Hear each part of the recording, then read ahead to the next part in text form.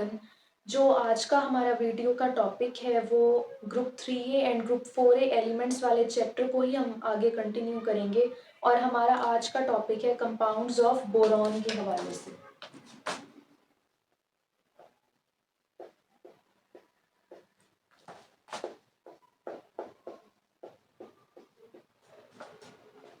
Compounds of boron में सबसे पहले हम डिस्कस करेंगे बोरेक्स को, ठीक है। Na2B4O7.10H2O, तो ये हमारे पास बोरेक्स का फॉर्मूला होता है। सबसे पहले हम इसकी अक्रेंस के हवाले से बात करेंगे।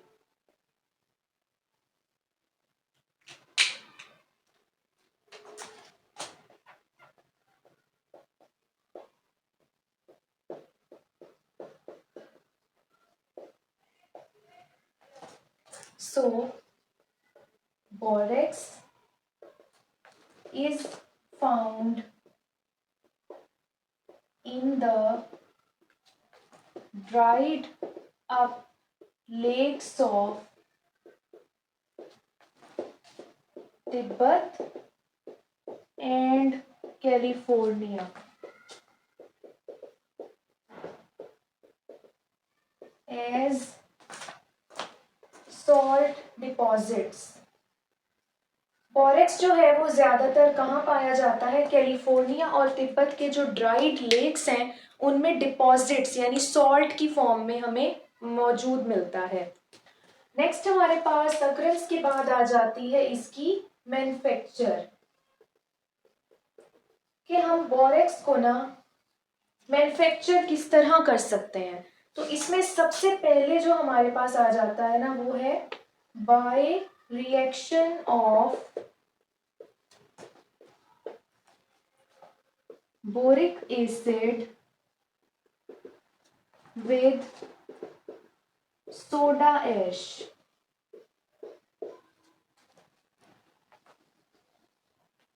अगर हम बोरिक एसिड को सोडा ऐश के साथ रिएक्ट करवा दें, सोडा ऐश हमारे पास क्या होता है? Calcium carbonate. कैल्शियम कार्बोनेट को हम सोडा ऐश कहते हैं। Borax can be obtained by heating by treating the hot solution of boric acid with soda ash, जो कि कैल्शियम कार्बोनेट होता है।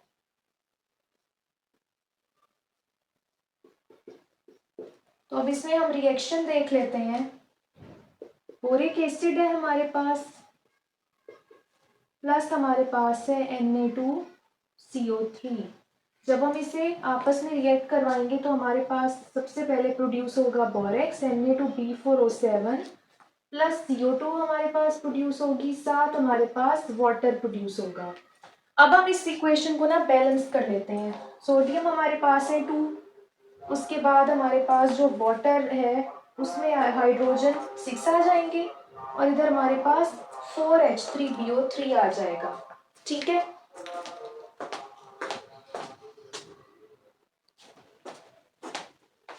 ओके, नेक्स्ट अब हमारे पास आ जाता है सेकेंड मेथड, वो है by reaction of colemanite with soda ash.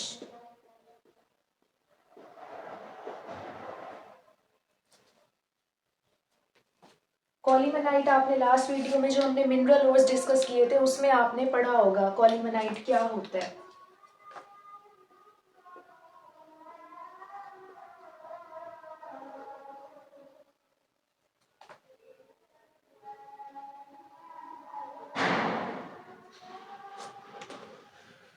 Finally powdered colemanite is boiled with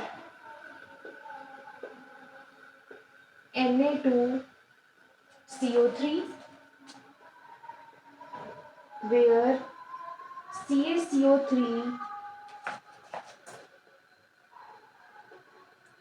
precipitates out as CaO, and a mixture of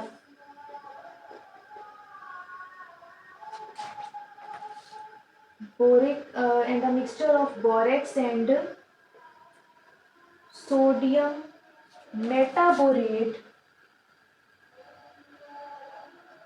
is formed. तो हमारे पास रिएक्शन क्या है?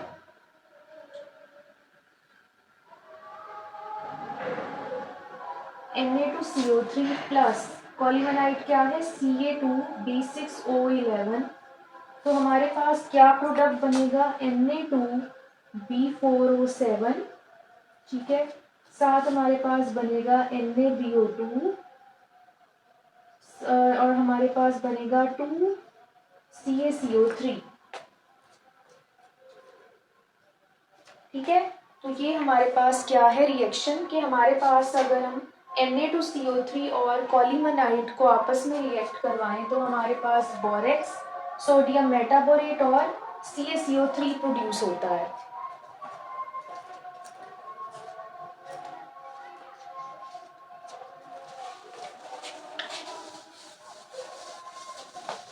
नेक्स्ट हमारे पास आ जाता है third method,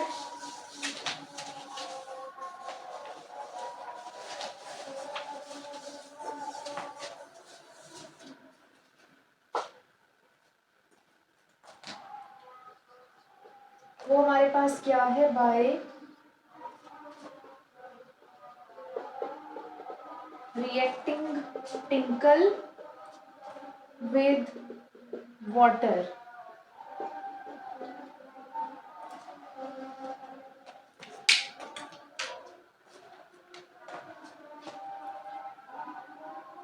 borax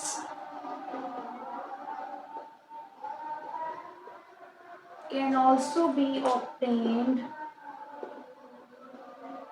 by mixing tinkle with water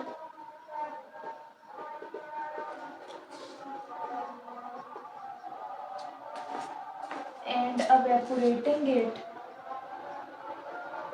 evaporating the solution so that borax separates out।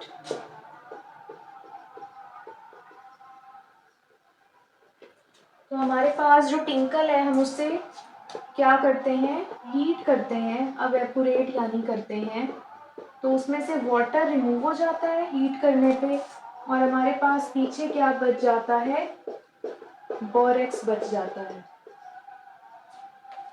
ठीक है। तो ये हमारे पास इसका रिएक्शन होगा। अब नेक्स्ट जो हमारे, अब ये आपके पास ना मैन्युफैक्चर थी कि हम बोरेक्स को ना मैन्युफैक्चर किस तरह कर सकते हैं। नेक्स्ट हमारे पास आ जाती हैं बोरेक्स की प्रॉपर्टीज, या उनको हम रिएक्शंस भी कह सकते हैं कि बोरेक्स जो है ना वो कौन कौन सी प्रॉपर्टीज शो करता है और कौन से कंपाउंड्स के साथ रिएक्शन देता है।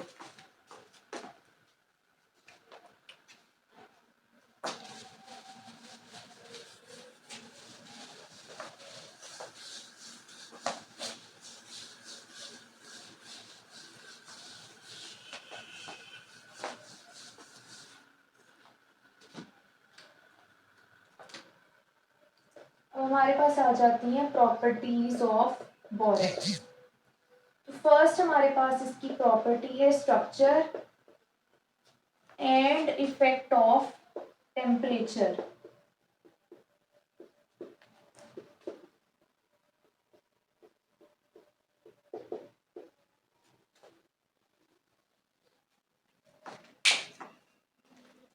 तो सबसे पहले अगर हम स्ट्रक्चर की बात करें तो बोरेक्स इज अ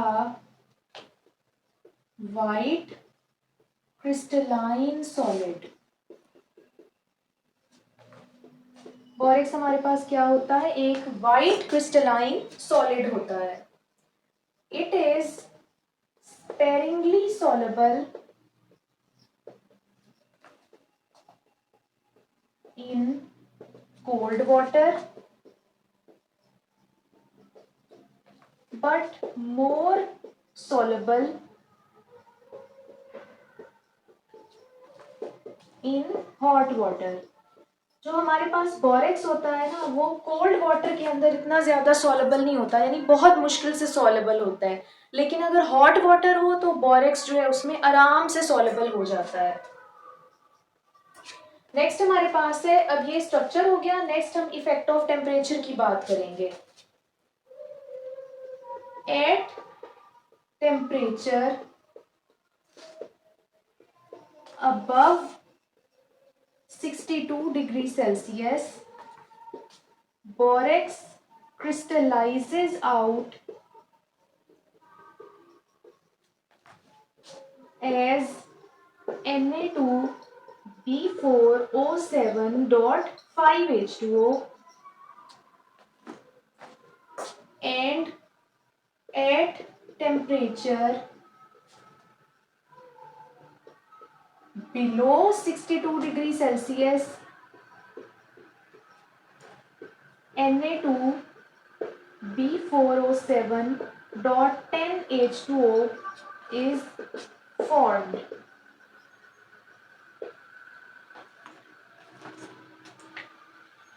तो हमारे पास ना टेम्परेचर अगर हमारे पास अबव 62 डिग्री सेल्सियस हो तो हमारे पास बोरेक्स क्रिस्टलाइज होता है एज पेंटाहाइड्रेट के, यानी 5H2O जो है उसके साथ अटैच होते हैं।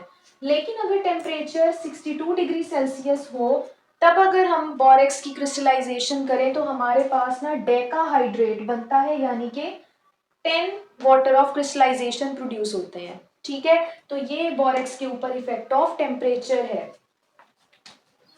नेक्स्ट हमारे पास है the aqueous solution of borax। The aqueous solution of borax is alkaline in nature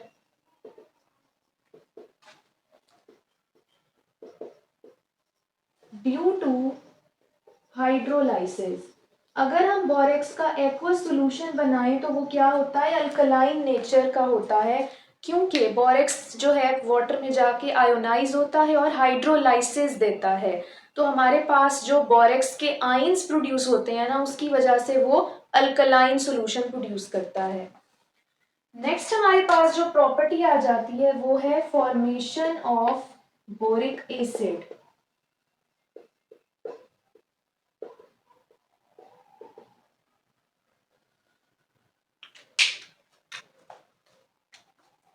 When borax reacts with HCl or H2SO4, then boric acid is produced।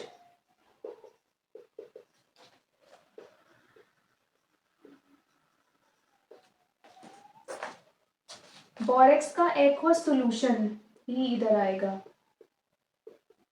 Borax का एक्वस सॉल्यूशन जब react करता है ना HCl या H2SO4 के साथ तो हमें बोरिक एसिड मिलता है। अगर हम इसका रिएक्शन लिखें वो इस तरह होगा, Na2B4O7 plus 2HCl plus 5H2O। तो हमारे पास क्या प्रोड्यूस होगा, 2NaCl और साथ हमारे पास बनेगा 4H3BO3 जो कि क्या होता है, बोरिक एसिड।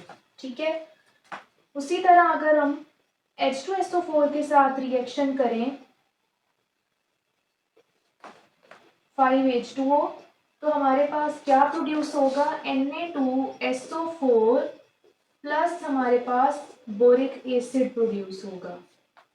ठीक है, तो ये बोरेक्स की क्या आ गई, सेकंड प्रॉपर्टी आ गई। अब नेक्स्ट जो प्रॉपर्टीज हैं उन्हें हम डिस्कस करते हैं।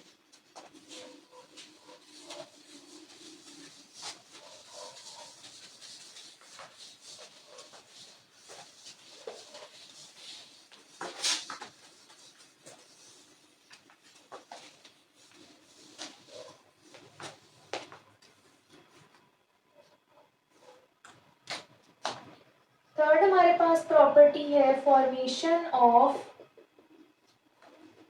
Boron nitride.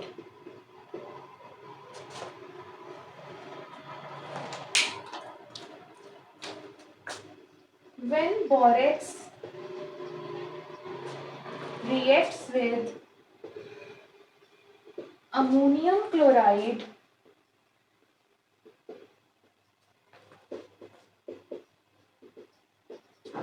it produces boron nitride. ठीक है, जब बोरेक्स अमोनियम क्लोराइड के साथ रिएक्ट करता है तो वो बोरॉन नाइट्राइड बनाएगा। किस तरह हम देख लेते हैं। Na2B4O7 plus NH4Cl। ठीक है, तो हमारे पास क्या प्रोड्यूस होगा, 2NaCl प्लस 2 बोरॉन नाइट्राइड बनेगा। ठीक है, उसके बाद हमारे पास प्रोड्यूस होगा B2O3 और साथ हमारे पास प्रोड्यूस होगा वाटर। ठीक है, तो ये हमारे पास जो है रिएक्शन आ गया कि हमारे पास किस तरह जो बोरेक्स है वो क्या प्रोड्यूस करता है, हमारे पास बोरॉन नाइट्राइड प्रोड्यूस करता है। नेक्स्ट हमारे पास जो इसकी प्रॉपर्टी है वो है आयोनाइजेशन।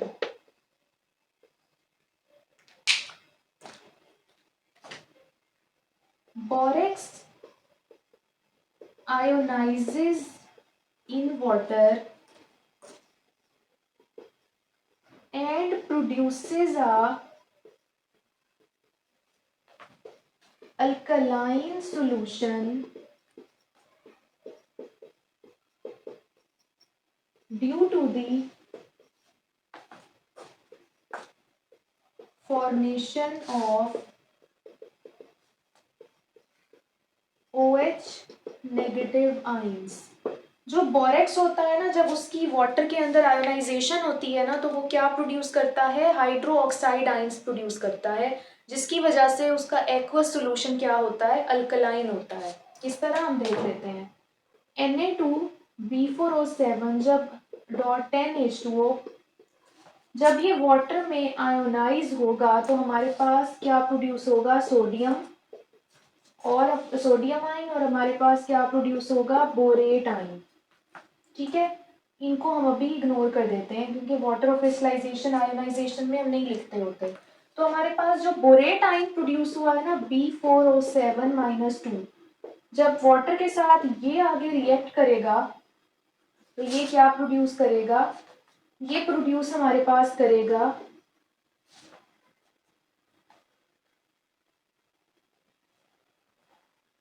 ये हमारे पास प्रोड्यूस करेगा H3BO3 और साथ हमारे पास 2OH नेगेटिव आयंस। ठीक है, तो ये हमारे पास इस तरह जो है OH नेगेटिव आयंस प्रोड्यूस होंगे, जिसकी वजह से हमारे पास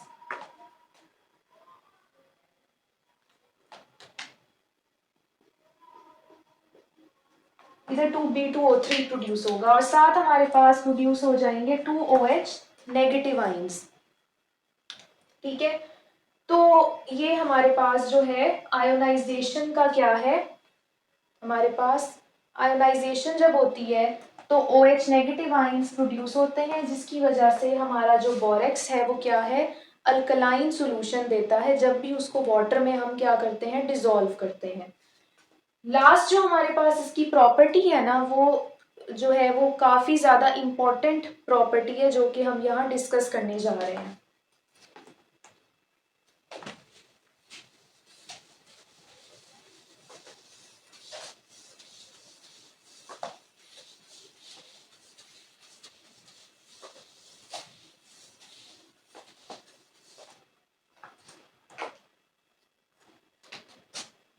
तो हमारे पास जो नेक्स्ट प्रॉपर्टी है वो है बोरेक्स बीड टेस्ट।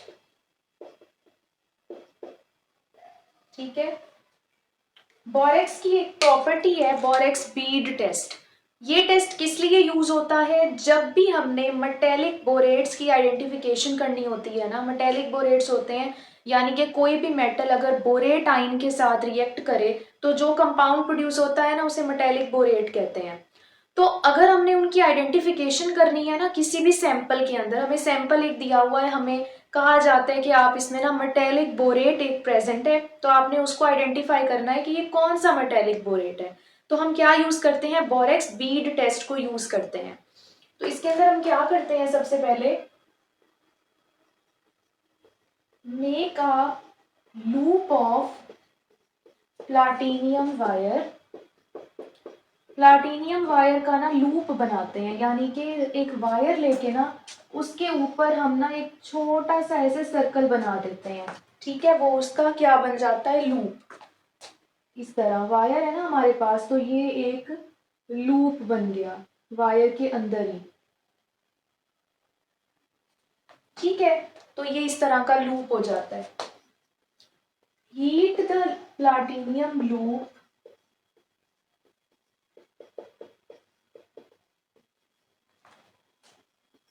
फिर हम क्या करेंगे? प्लाटिनियम लूप को हीट करेंगे।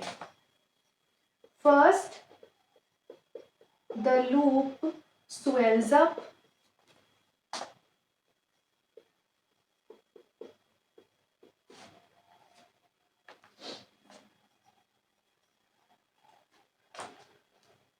फर्स्ट द लूप, इधर ये वाला पॉइंट नहीं आना, बीच में एक और भी आना है point. Add borax on the hot loop, जब वो लूप गर्म हो जाए तो हमने उसके ऊपर बोरेक्स को ऐसे डाल देना है।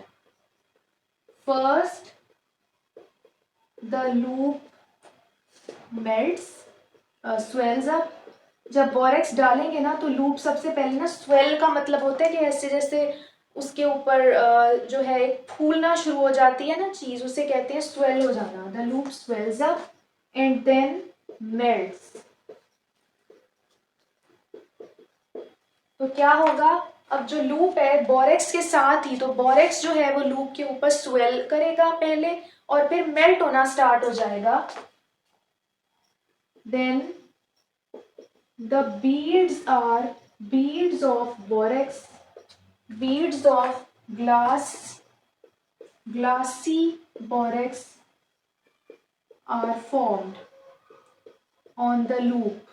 तो क्या होगा? अब हमारे पास जो लूप है उसके ऊपर ना ग्लास का जो ग्लास लाइक ना बीड्स बनना स्टार्ट हो जाएंगे, ठीक है। यानी कि जिस तरह ग्लास नहीं होता हमारे पास ट्रांसपेरेंट सा, तो लूप के ऊपर भी उसी तरह बोरेक्स की वजह से ना बीड्स बनना स्टार्ट हो जाएंगे जो क्या होंगे? ट्रांसपेरेंट होंगे। Then add the sample on the loop and reheat it। अब अपने क्या अब हमने क्या करना है कि हमने जो लूप है उसके ऊपर अपना सैंपल डाल देना है जब बीड्स बन जाएंगे, और फिर उसे क्या करना है? रीहीट करना है। Reheat it first in the oxidising flame, सबसे पहले ऑक्सीडाइजिंग फ्लेम के अंदर उसे हीट करना है जो कि ब्लू कलर की फ्लेम होती है। ब्लू फ्लेम, जो आग होती है ना उसके अंदर तीन पार्ट्स होते हैं ना, ऑक्सीडाइजिंग फ्लेम, रिड्यूसिंग फ्लेम। तो हमारे पास ऑक्सीडाइजिंग फ्लेम ना ब्लू कलर की होती है, पहले उसके अंदर हीट करना है and then in the reducing flame, then in the reducing flame यानी कि येलो कलर की जो फ्लेम है ना उसके अंदर उसको हीट करना है, ठीक है। तो हमारे पास क्या होगा? हमारे पास एक रिएक्शन होगा जिसको मैं इधर लिख देती हूँ। हमारे पास जो Na2B4O7 होता है ना वो हमारे पास बन जाएगा NaBO2 प्लस B2O3, ठीक है। जब इसको हीट किया जाएगा ना तो बोरेक्स को, तो ये किसमें कन्वर्ट हो जाएगा, सोडियम बोरेट में और हमारे पास B2O3 में। ठीक है, तो अब हमारे पास जो ये बोरिक ऑक्साइड प्रोड्यूस हुआ है ना, इसकी वजह से हमारे पास क्या होता है, हमें मेटेलिक बोरेट्स का की आइडेंटिफिकेशन आराम से हो जाती है। जैसे कि अगर मैं इधर लिख देती हूँ, अगर मैंने ना, मेरे पास सैंपल है कॉपर ब्यूरेट का, ठीक है, कॉपर बोरेट का मेरे पास, क्यूप्रिक बोरेट का मेरे पास सैंपल है, तो मैंने क्या किया है, मैंने ना उस सैंपल को अपने लूप के ऊपर, जैसे मैंने ये पूरा प्रोसेस बताया, मैंने जैसे ही सैंपल उसके ऊपर डाला तो क्या हुआ, मेरे पास जो कॉपर ऑक्साइड था उसने B2O3 के साथ रिएक्ट करके क्या प्रोड्यूस कर दिया, क्यूप्रिक बोरेट प्रोड्यूस कर दिया, और इसका जो कलर था वो क्या था, ब्लू था। ठीक है, तो जैसे ही अब कॉपर ऑक्साइड जो मेटेलिक बोरेट मेरे पास प्रोड्यूस हुआ है कॉपर की वजह से, वो मेरे पास किस कलर का आया, ब्लू कलर का। तो मुझे पता है कि ब्लू कलर तो कॉपर देता होता है, तो मेरे पास जो सैंपल है उसमें आइडेंटिफाई हो गया कि इस सैंपल के अंदर कौन प्रेजेंट है, कॉपर प्रेजेंट है। ठीक है, ऑक्साइड, कॉपर ऑक्साइड प्रेजेंट है इसके अंदर। तो इस तरह हम जो है बोरेक्स बीड टेस्ट से हम अपने सैंपल्स के अंदर जितने भी मेटल्स हैं उन्हें आइडेंटिफाई आराम से कर सकते हैं उनके कलर को देखकर। ठीक है, तो हमें पता होता है कि ये कलर आएगा तो ये मेटल है, ये कलर आएगा तो ये मेटल है। ठीक है, जैसे अगर मैंगानीज का करना हो तो मैंगानीज जो है वो पिंक कलर देता है, तो हमारे पास अगर पिंक कलर आया तो हम कह देंगे कि ये हमारे पास मैंगानीज है। ठीक है, तो बोरेक्स बीट टेस्ट जो है वो काफी ज्यादा इंपॉर्टेंट है मेटल्स की आइडेंटिफिकेशन करने के लिए। तो ये आपके पास जो है प्रॉपर्टीज आ गई बोरेक्स की, कि बोरेक्स जो है वो किस तरह जो है रिएक्शन देता है मुख्तलिफ कंपाउंड्स के साथ, और उसकी कौन कौन सी उसके अंदर स्ट्रक्चर किस तरह का है, टेम्परेचर का उसमें क्या इफेक्ट है। ठीक है, नेक्स्ट अब हम चलते हैं इसके यूजेस की तरफ, कि बोरेक्स जो है वो कहाँ कहाँ यूज हो सकता है।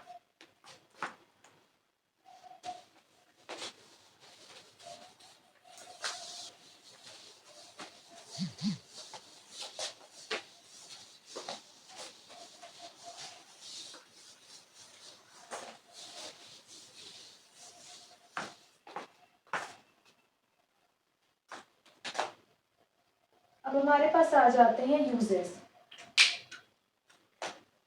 बोरेक्स जो है वो सबसे पहले तो हमारे पास यूज होता है सॉफ्टनिंग ऑफ वाटर में, सॉफ्टनिंग ऑफ वाटर में हमारे पास बोरेक्स यूज होता है। नेक्स्ट हमारे पास बोरेक्स यूज होता है वेल्डिंग एंड मेटलर्जी, मेटलर्जी में यूज होता है। ठीक है, मेटलर्जी हमारे पास होती है कि मेटल्स से ना मुख्तलिफ प्रोडक्ट्स जो हैं वो प्रोड्यूस करना। थर्ड हमारे पास है मेटलर्जिकल इंस्ट्रूमेंट्स में यूज होता है, यानी मेटलर्जी को यूज करते हुए जो इंस्ट्रूमेंट्स प्रोड्यूस होते हैं उनमें हमारे पास जो है वो बोरेक्स यूज होता है। नेक्स्ट हमारे पास लेदर इंडस्ट्री के अंदर बोरेक्स जो है वो यूज होता है टेनिंग के लिए, टेनिंग ऑफ लेदर में। ठीक है, उसके बाद हमारे पास जो बोरेक्स है वो हमारे पास टेक्सटाइल्स में, कॉस्मेटिक्स में, मेडिसिन्स में, हमारे पास प्रिजर्वेटिव में, ईटीसी। ठीक है, और भी बहुत सी चीजों में जो बोरेक्स है वो यूज होता है। नेक्स्ट हमारे पास है बोरेक्स बीड टेस्ट में, तो अभी आपने देखा है बोरेक्स बीड टेस्ट में काफी ज्यादा हमारे पास यूज होता है। और भी हमारे पास इसके बहुत सारे यूजेस हैं। ठीक है, तो हमारे पास जो है बोरेक्स के ये आपके पास जो है सारा इसका आ गया क्या, इसमें इसकी अक्रेंस कहाँ होती है, ये मैन्युफैक्चर किस तरह होता है, इसके हमारे पास प्रॉपर्टीज कौन कौन सी होती हैं। ठीक है, इसके यूजेस कहाँ कहाँ हैं, ठीक है, तो ये आपका सारा बोरेक्स का जो टॉपिक है वो कंप्लीट हो गया। नेक्स्ट जो मेरी वीडियो होगी ना वो बोरिक एसिड्स के ऊपर होगी। ठीक है, तो वो बोरिक एसिड्स को हम डिस्कस करेंगे कि उनकी मैन्युफैक्चर किस तरह होती है, रिएक्शंस क्या हैं उनके, और बाकी उनकी सारी चीज़ें जो अभी मैंने आपको, और लास्ट में मैं अब आपके सारे जो है ना वो यूजेस हो गए। और जो मैंने आपको वो रिएक्शन आयोनाइजेशन में लिखवा रही थी ना, B4O7 - 2 + 7H2O, तो वहाँ जो मैंने पहले लिखा था ना वो ठीक है, 4H3BO3 + 2OH नेगेटिव आना है। ठीक है, तो ये आप लोग उधर करेक्ट कर लीजिएगा। तो मुझे उम्मीद है कि आपको मेरी वीडियो बहुत अच्छी लगी होगी। मेरे चैनल को ज़रूर सब्सक्राइब करें, लाइक और शेयर करें मेरी वीडियो को, और कमेंट सेक्शन में मुझे बताएं लाजमी कि आपको मेरी वीडियोस कैसी लगती हैं। और अपना ख्याल रखें, तब तक के लिए अल्लाह हाफिज़।